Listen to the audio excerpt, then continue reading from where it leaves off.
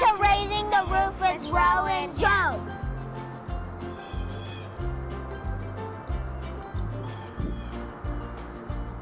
Replacing a roof is a big project, which means we need big equipment. We want to make sure to keep your space tidy. We use something called a catch-all. It is a breathable net that we place against the house. We use these long poles to hold the net in place. The nets will catch anything that might fall. Then we pick it up at all once. The catch-all system should caught everything that we might have missed. But just in case, we use this magnet rule. This picks up any stray nails. But how do we get the shingles on the roof? We use something called a telehandler.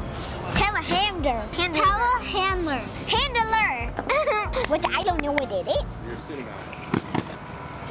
A telehandler can extend to hard-to-reach places. Very tall roofs. We load the telehandler with shingles and send them up to the guides. Sometimes we need to get our trailer closer to the roof. We use something called an eclipser. This is to keep things from falling on the ground. What can they also do? Smash pumpkins!